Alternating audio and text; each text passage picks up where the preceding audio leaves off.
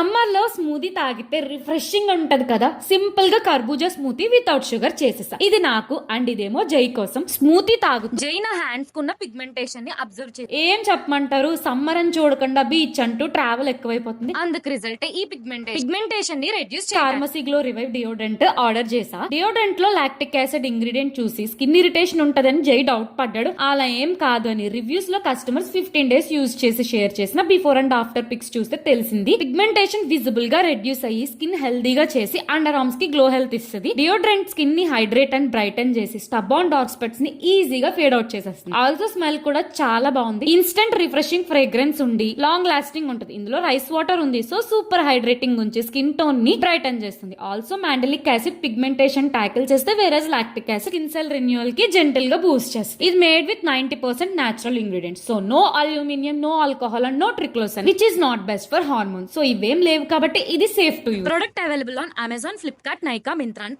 Tag చేస్తున్నా, check out చేసేయండి.